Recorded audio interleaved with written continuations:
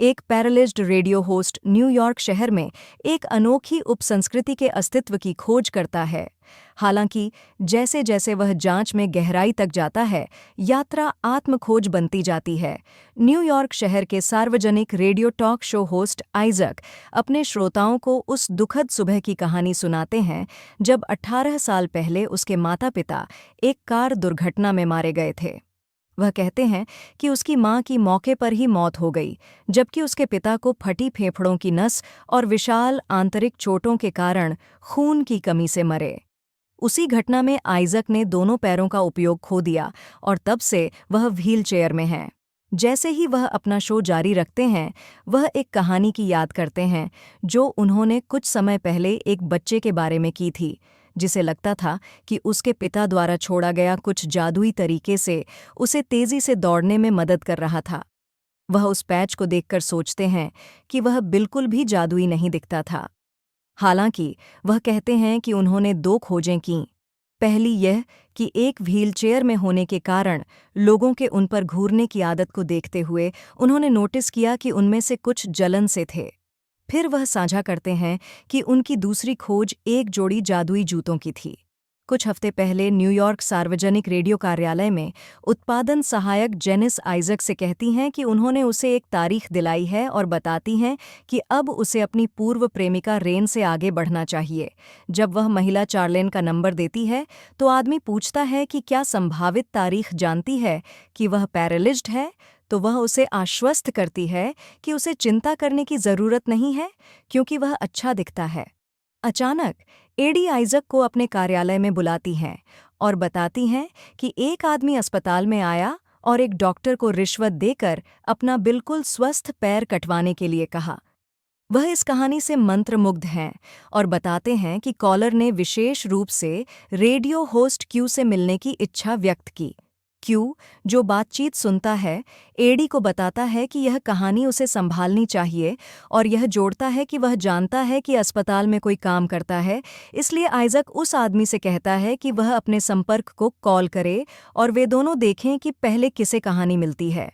बाद में talk show host एक बिल्डिंग के बाहर एक कैब को रोकने की कोशिश करता है, लेकिन सभी उसे अनदेखा करते हैं।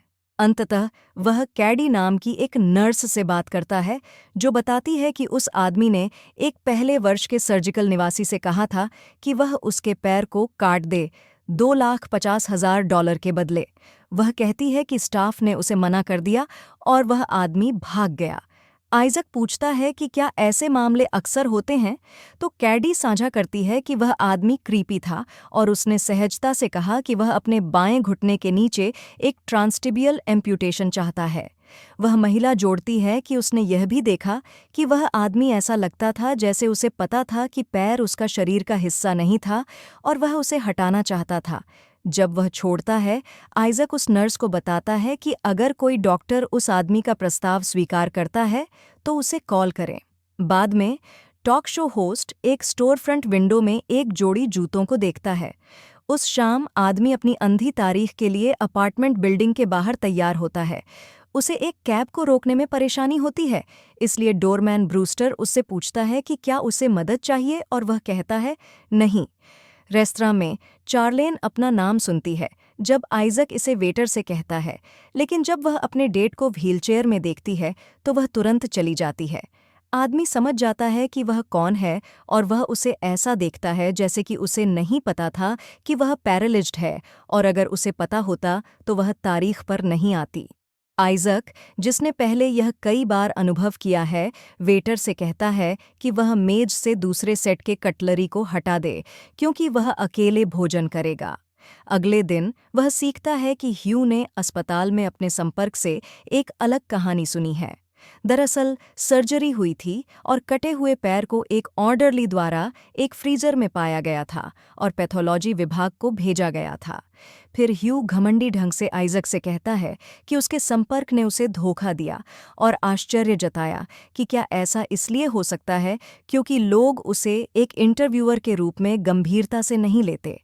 जब आदमी जाता है, जेनिस टॉक शो होस्ट से कहती है कि वह फिर कभी चार्लेन से बात नहीं करेगी, यह इशारा करते हुए कि वह जानती है कि पिछले रात क्या हुआ। कुछ ही क्षण बाद वह उस गुमनाम कॉलर से एक ईमेल खोलता है जिसने एम्प्यूटेशन कहानी पर टिप दिया था। उसे बताता है कि उसे शाम 7 बजे एक निश्चित पते पर उससे मिलना है। उस शाम वह एक बेसमेंट रूम में प्रवेश करता है, जहां वह व्हील चेयर में बंधे लोगों के एक समूह को एक सर्कल में देखता है। हालांकि वह उन्हें अपने पैरों को हिलाते हुए देखता है और सोचता है कि क्या वे सभी सक्षम हैं। जब उन्हें आइजक का ध्यान आता है तो वे पूछते हैं कि उसने समूह के बारे में कैसे पता लगाया, और वह बताता है कि उसे एक गुमनाम ईमेल मिला, संभवतः एक सदस्य से। समूह के नेता उससे पूछता है कि वह अपनी कुर्सी के साथ अपने संबंध के बारे में बात करे। आइजक साझा करता है कि उसके पास एक पैरालिज्ड चोट है, जिससे समूह का नेता स्पष्ट करता है कि कुछ लोग उसके जैसे होना चाहते हैं, जबकि अन्य उसके आसपास अपनी कुर्सियों का उपयोग करने में सहज महसूस नहीं करते। एक महिला जानना चाहती है कि आदमी उनके जैसे लोगों के बारे में कैसा महसूस करता है, उनकी विश्वास जीतने के लिए। टॉक शो होस्ट कहता है कि वह किसी भी सवाल का जवाब देने के लिए तैयार है। समूह का नेता उससे पूछता है कि क्या महसूस करना कैसा होता है, और वह कहता है कि उसकी आखिरी दौड़ने का सपना 1 दशक से अधिक पुराना है, और यह स्वीकार करता है कि हालांकि वह आशान्वित नहीं है, वह फिर से चलना चाहता है। वह यह भी बताता है कि वह हर दिन व्यायाम करता है ताकि अगर वह पुनः चलने की क्षमता प्राप्त कर सके तो उसकी उम्मीद हो। महिला उसे आदरपूर्वक देखती है और उसे सही कहती है। अंततः वह यह प्रकट करता है कि वह एक सार्वजनिक रेडियो टॉक शो होस्ट है और वह उनकी कहानियां बताना चाहता है।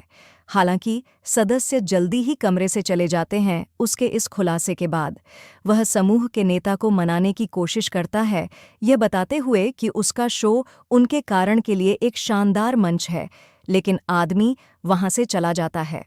उस रात आइजक अपने माता-पिता के साथ अपने अंतिम क्षणों का सपना देखता है, जैसे वे सड़क पर ड्राइव कर रहे हैं और उनके चारों ओर ट्यूलिप के खेत हैं। अगले दिन उसे उस गुमनाम महिला से एक कॉल मिलती है, जो उसे बताती है कि उसने समूह का अध्ययन किया है क्योंकि वह जानना चाहती है कि वे पैरालिज्ड क्यों होना चाहते हैं। रुचिकर आदमी पूछता है कि क्या वे जल्द से जल्द मिल सकते हैं। बाद में फियोना उसे एक कैब में उठाती है और वे एक चाइनीज रेस्तरां की ओर बढ़ते हैं। आइजक साक्षात्कार रिकॉर्ड करता है और महिला कहती है कि वह एक संग्रहालय की संरक्षक है। वह एक व्यक्ति का नाम लेती है जिसका नाम जिंजर जेक है, एक ऐसा व्यक्ति जिसके पास वॉनेबी पैरालिज्ड लोग पैरालिज्ड होने के लिए जाते हैं। जब वह उससे प्रक्रिया के बारे में विवरण पूछता है तो फियोना कहती है कि वह उसके बारे में अधिक जानना चाहती है और जानना चाहती है कि वह पैरालिज्ड कैसे हुआ। इसीलिए टॉक शो होस्ट उसे बताता है कि उसने अपने माता-पिता को एक दुर्घटना में खो दिया। वह कहता है कि दूसरा चालक नाबालिग था, इसलिए रिकॉर्ड सील कर दिए गए थे, लेकिन उसे लगता है कि वह एक लड़की थी क्योंकि उसे जमीन पर चीयर लीडर के पॉम पॉम देखने का याद है।